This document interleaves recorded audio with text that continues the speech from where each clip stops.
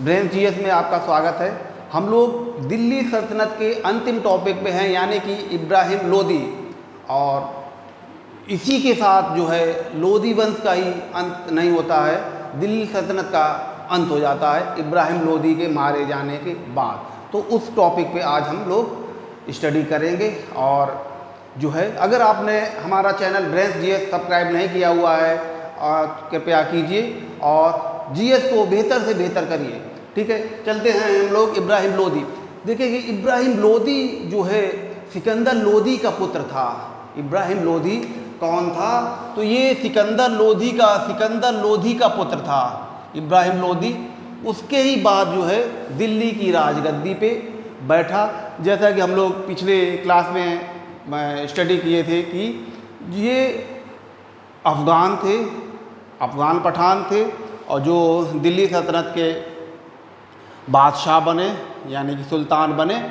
तो ये जब इब्राहिम लोदी बैठा तो जैसे आपने अभी पिछले क्लास में हम लोग पढ़े थे कि जो अमीरों का गोल्डन ईरा रहा है लोदी डायनेस्टी, लेकिन इब्राहिम लोदी जब सुल्तान बनता है तो अमीरों के खिलाफ जो है कुछ जो विभिन्न अलग अलग जाति के जो अमीर हैं, जैसे खासकर लोधी, फार्मोनी, लोधी, इनके खिलाफ जो है अभियान किया कि जो लोग जो है विद्रोह की आग उनमें भभक रही थी, वो कभी भी विद्रोह सुल्तान के अगेंस्ट में कर सकते थे।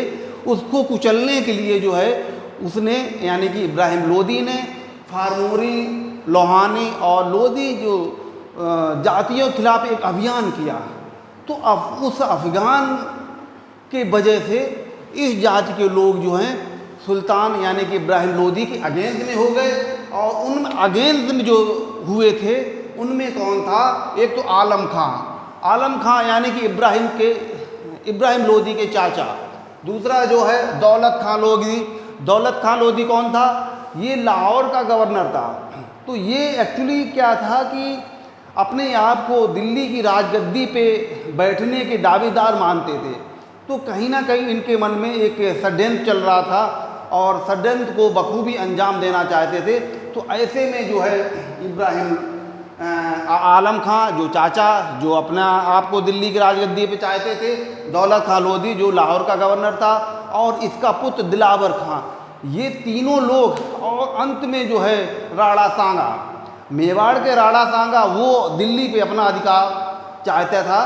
तो इसके पहले देखेंगे 1517 और 18 में एक युद्ध हुआ था, खटौली का युद्ध। इसी में भी आप देखेंगे खटौली का युद्ध 1516 में। ये युद्ध किसके मध्य में हुआ था? इब्राहिम लोधी और राणा सांगा के मध्य में। हालांकि राणा सांगा ये युद्ध जीत गए थे, लेकिन उनका एक हाथ कट जाता है, बायां हाथ।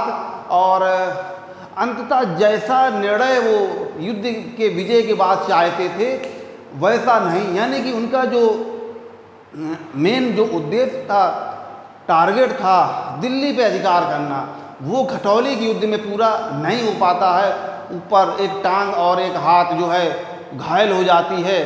तो अब ये लोग जो हैं इनके चाचा यानी कि आलम खां, दौलत खां लोधी और दौलत खां लोधी का पुत्र दिलावर खां और राणा सांगा, ये लोग सामूहिक, राणा सांगा को कहा जाता है कि इनडायरेक्ट इन्वॉल्वमेंट था। ये लोग इनविटेशन भेजते हैं किसके पास? बाबर के पास, कि बाबर आएगा, जैसा कि मंगोल आक्रमणकारी करते थे, और लूटपाट करके चला जाएगा और ये विजित क्षेत्र जो है हम लोगों को दे जाएगा और हम लोग जो है इसके उत्तराधिकारी बनेंगे। ये इन्होंने सोचा था। तो अगला जो देखेंगे खटौली का युद्ध हो गया, राणा सांगा के विजय। और अगर कभी आए कि क्वेश्चन भी आया हुआ है खटौली के युद्ध में या किसी युद्ध में राणा सांगा ने एक अपना हाथ खो दिया था, तो यही खटौली के युद्ध जो है किसके मध्य में हुआ था? इब्राहिम लोदी और राणा सांगा के मध्य में। इस युद्ध किसके पक्ष में रहा था? वो तो राणा सांगा के पक्ष में रहा था। राणा सांगा ही इस युद्ध में विजयी रहा था। ठीक है, अगला जो है इतिहास का निर्णायक युद्धों में से एक माना जाता है पानीपत का प्रथम युद्ध, जो बाबर को इनविटेशन भेजा आलम खां और दिलावर खां, दौलत खां, राणा सांगा ने बाबर। तो बाबर आता है अपनी विशाल सेना लेके और इब्राहिम लोदी और बाबर के मध्य में जो इतिहास प्रसिद्ध युद्ध है पानीपत का प्रथम युद्ध कब हुआ था, तो ये 1526 ईस्वी में हुआ था। इब्राहिम लोदी यानी दिल्ली सल्तनत का सुल्तान और बाबर के मध्य में। तो ये युद्ध भी भीषण रहा और ये युद्ध जो है दिल्ली के सुल्तान पराजित होने का कारण एक माना जाता है कि इसके बाबर के ने इस युद्ध में तुगलमा युद्ध पद्धति का अपनाई। उसकी काट जो है इब्राहिम लोदी के पास नहीं थी। दूसरा, इस युद्ध में उसने तोपों का इस्तेमाल किया था। दिल्ली सल्तनत के किसी युद्ध में अगर पहली बार तोपों का इस्तेमाल हुआ था किसी सुल्तान के अगेंस्ट में, तो ये पानीपत के प्रथम युद्ध 1526 में। इब्राहिम लोदी के पास वो टेक्निक, तोपों की टेक्निक नहीं आ पाई थी। लेकिन अगर कभी ये पूछा जाए भारत की प्रायद्वीप क्षेत्र में सबसे पहले किस युद्ध में तोपों का इस्तेमाल हुआ था, तो एक भेरा का युद्ध जो है बाबर ने जब भारत की तरफ आ रहा था तो भेरा का युद्ध माना जाता है। भेरा का युद्ध जिसमें उसने तोपों का इस्तेमाल किया था, कब हुआ था? 1519 ईस्वी में। और अगर ये ऑप्शन नहीं है तो वो लास्ट जो ऑप्शन है वो पानीपत का प्रथम युद्ध 1526 में, जिसमें बाबर ने तुगलमा युद्ध पद्धति यानी कि तोपों का भी इस्तेमाल इसमें किया। और जबकि इब्राहिम लोदी उसी परंपरागत युद्ध और आक्रमण का जानता था, तो इस वजह से बाबर की जो टेक्निक कामयाब हुई, बाबर विजयी रहता है। इब्राहिम लोदी इस युद्ध में यानी कि पानीपत के प्रथम युद्ध में लड़ता हुआ मारा जाता है और दिल्ली सल्तनत का यह एकमात्र सुल्तान था। पानीपत के युद्ध में इब्राहिम लोदी दिल्ली सल्तनत का एकमात्र सुल्तान था जो युद्ध भूमि में लड़ता हुआ मारा गया। बहुत इंपॉर्टेंट है, दिल्ली सल्तनत का ओवरऑल जो सुल्तान हुए थे, कोई भी सुल्तान युद्ध भूमि में अपने राज्य को बचाने के लिए युद्ध में लड़ता हुआ मारा नहीं गया। जो मारा गया है वो है इब्राहिम लोदी, एकमात्र सुल्तान जो युद्ध भूमि में लड़ता हुआ मारा गया। तो वो कौन था? इब्राहिम लोदी। और इब्राहिम लोदी के ही मरने के साथ दिल्ली सल्तनत का अंत हुआ। लोदी वंश के अंत के साथ साथ दिल्ली सल्तनत का भी अंत हुआ और भारत में नए वंश की स्थापना होती, यानी कि मुगल वंश। अब क्वेश्चन आपके लिए इंपॉर्टेंट है, किस युद्ध के बाद दिल्ली सल्तनत का अंत हुआ? तो पानीपत का प्रथम युद्ध। किस युद्ध के बाद लोदी वंश का अंत हुआ? तो पानीपत का प्रथम युद्ध। किस युद्ध के बाद भारत में मुगल वंश की स्थापना हुई? तो पानीपत का प्रथम युद्ध। कई युद्धों का निर्णय मतलब कि कई व्यवस्थाएं जो हैं इस युद्ध से स्टार्ट मानी जाती हैं।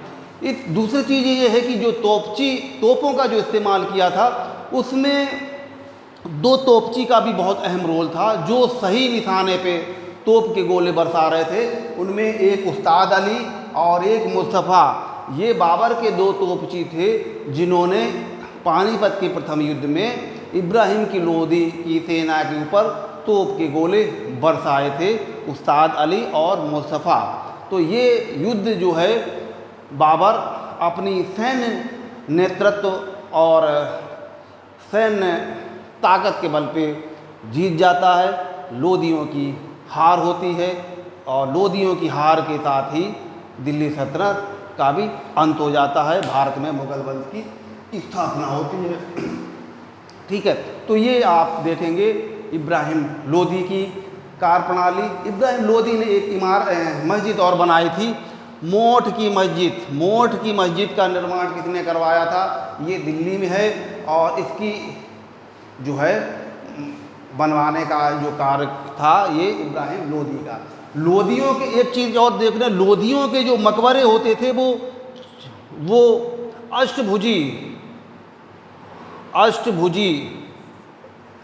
लोदी वंश में जो मकबरे होते थे अष्टभुजी, लेकिन सुल्तानों के, लेकिन अमीरों के जो वो होते थे, अमीरों के जो मकबरे बनते थे वो चतुर्थ भुजी, चार भुजी, ठीक है, चतुर्थ भुजी यानी चार भुजा के होते थे।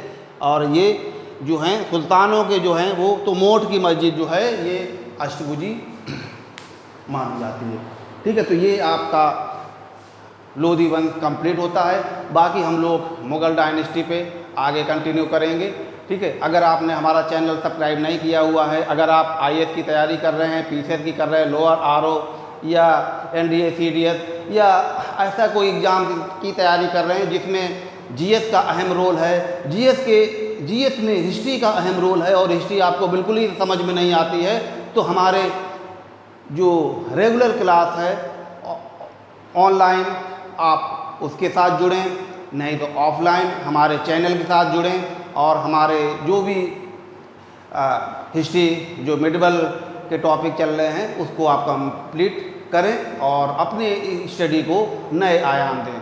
मिलते हैं हम लोग नेक्स्ट क्लास में। ओके।